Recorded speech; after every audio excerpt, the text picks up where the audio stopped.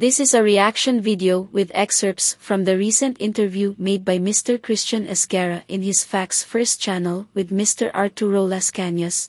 You may watch the full interview. The link is in the description. Gentle reminder to please don't skip ads.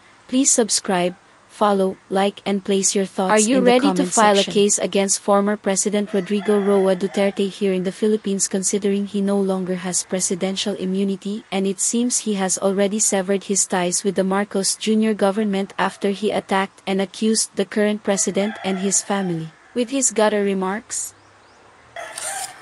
Well, I hope. Preparado ako. Dito man sa ICC o dyan sa Pilipinas. Ano po ang nalalaman ninyo sa tinaguri ang Davao Death Squad? 88, nag-umpisa ang Davao Death Squad nung pinatawag kami ni Mayor Duterte. Siya pang leader noon ng Mayor's Unit. And then it was a change later into the Heinous Crime Task Force.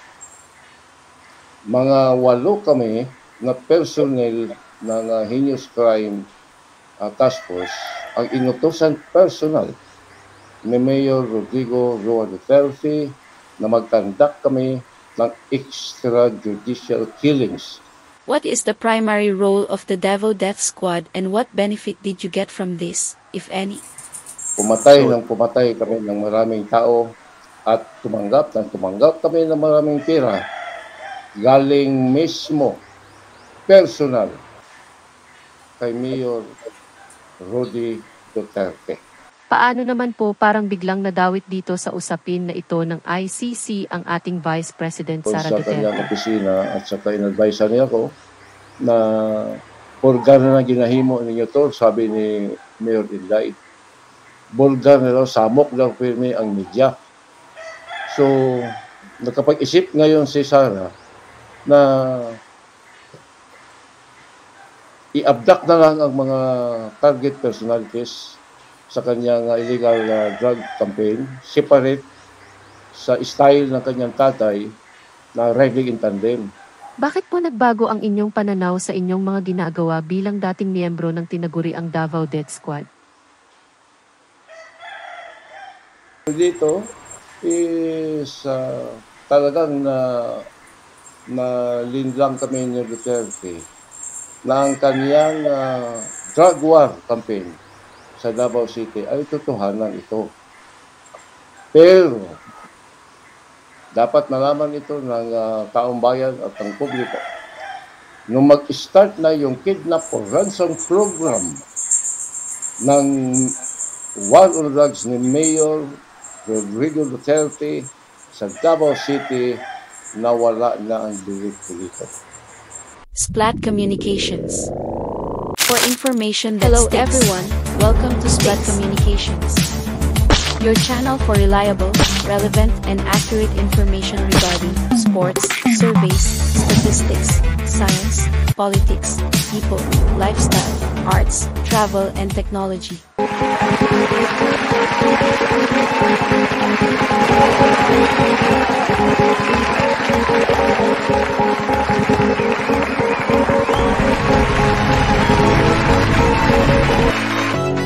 Kanino daw napupunta ang pera? Kay Eddie. Sino si Eddie?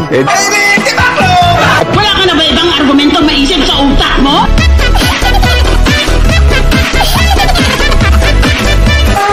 Tumindig kayo! Yung ganito. Tinitiyak ko, meron ding titindig sa tabi nyo. At para lalang sigurado? Ano pangalan niyo ulit? Rastaman, yo. Half human, half zombie. What you gonna do? What you gonna do with a big butt, wiggle, wiggle, wiggle.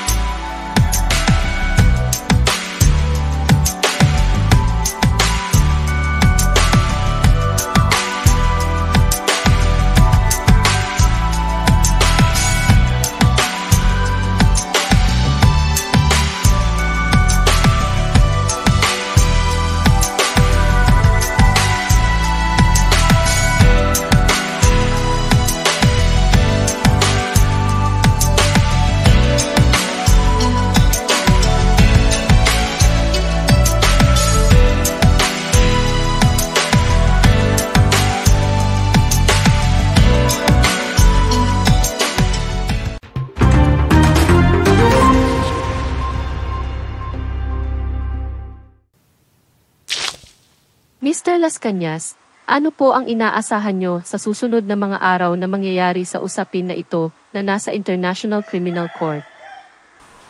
Well, I hope na mangyayari yung mag-issue na sila ng arrest warrant kay Mayor Duterte at saka May. Well, I think on survival mode every day. So, ingat na ingat kami sa mga lugar na pinupuntahan ko. Saka, hindi naman siguro magpabaya ang International Criminal Court na papastak na itong kaso dito kasi mag-8 years na ito.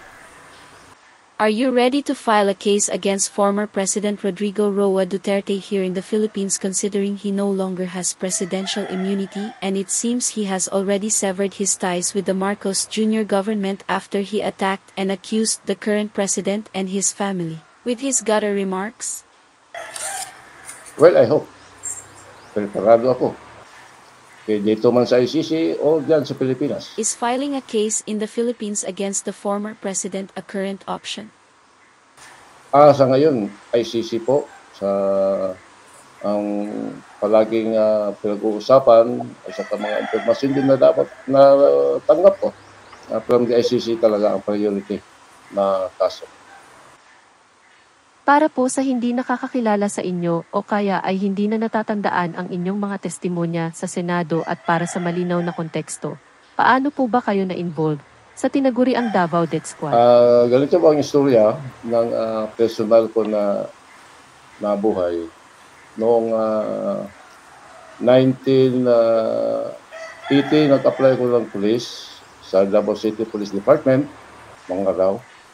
And then 1982, April 16, na-appoint ako as a patrolman sa Davao Metropolitan Police District or Metro Discom. Then by 1988, bodyguard. So isa ako sa na-recommend ni Denver Police Captain Ernesto Magasay na isa sa kanya mga bodyguard driver. Hanggang sa na-elect siya as mayor, kung di ko nagkamali, 1988, hindi nag-umpisa ang Davao Death Squad nung pinatawag kami ni Mayor Duterte. Siya pang leader noon ng Mayor's Unit. And then it was a change later into the Heinous Crime Task Force. Mga 8 kami na personnel ng Heinous Crime Task Force ang inutusan personal ni Mayor Rodrigo Roa Duterte na mag-conduct kami ng extrajudicial killings sa mga suspected shabu users and pushers using the style of riding in tandem. And then siya mismo nagbigay sa amin ng mga motor, nagbigay sa amin ng mga 4 wheels na mga sasakyan, armas, and then allowance. Dito talagang napasubo ang buong buhay ko. What is the primary role of the Davao Death Squad and what benefit did you get from this, if any?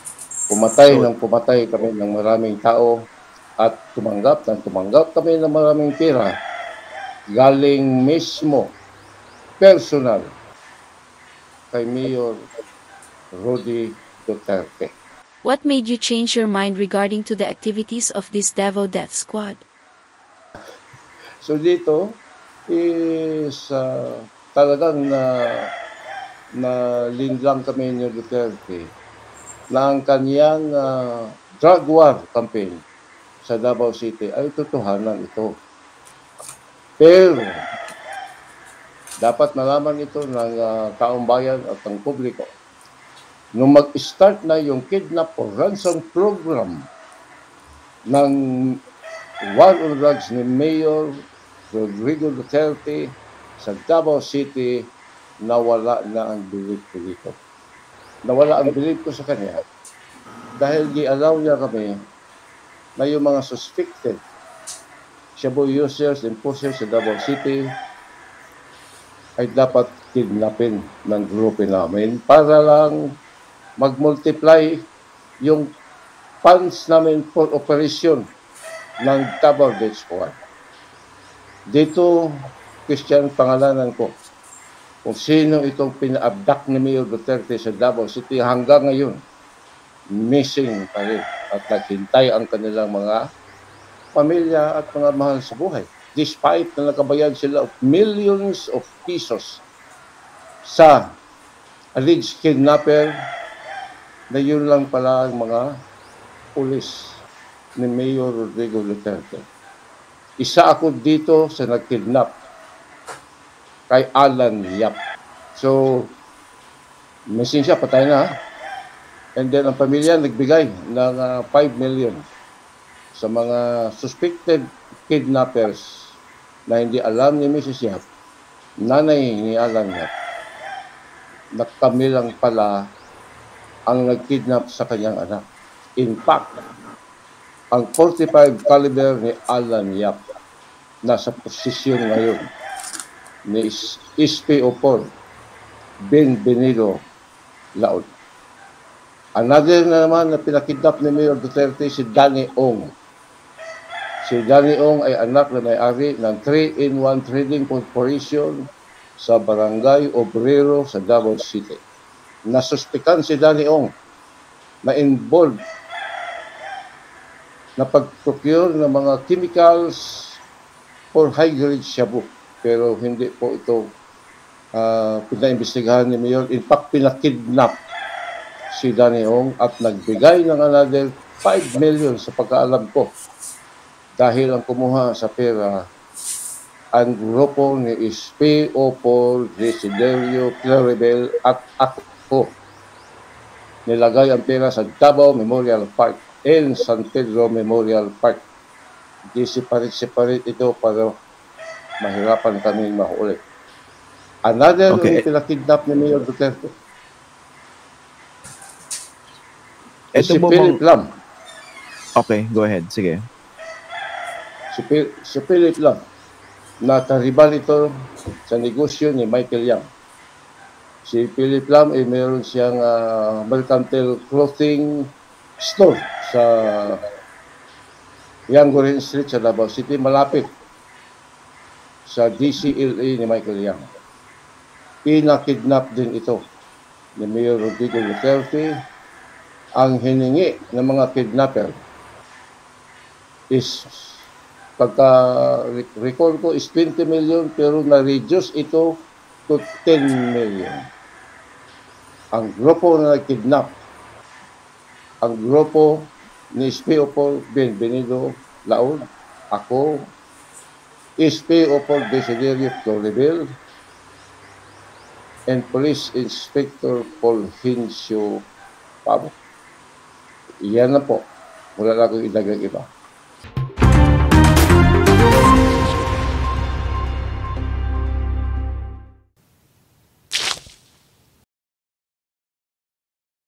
Ang mga taong inyong binanggit na dinukot o kinidnap ay may kaukulan bang police record na ito ay nakareport sa tanggapan ng pulisya sa Davao na sila ay missing? Lahat ito naka-record po sa mga police station at saka sa Davao City Police Office. Ang pagkidnap kay Alan Yap, ang pagkidnap kay ano pa po ang masasabi niyo ukol dito?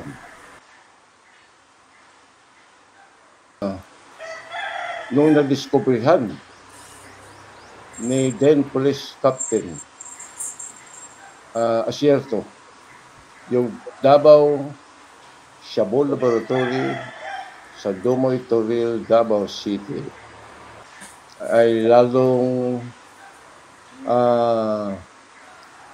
grabe ang pangamba ko sa suspicion ko na ito si Mayor Duterte ay hindi ito totoo na nagkampanya laban sa illegal na droga sa Davao City. Kung hindi, ito ang pinaka-lord of the drug lord sa Davao City. Bakit? Bakit ang mga mabigat na mga drug lords sa Davao City, tulad ni Michael Yang, ni Charlie Tan, si Sammy Uy, protektado niya ito lahat. Tapos, ang mga hindi allies niya, katulad ni Philip Lam, pinakidnap niya si Joey Ko, pinakidnap niya. Missing hanggang ngayon. Yung mga suspected na mga shabu users, enforcers sa Davao City, pangalanan ko na. Si Daniel, si Alan Yap, missing hanggang ngayon. Despite sa mga millions of pesos na nabayad sa mga kidnapper, which is the DDS.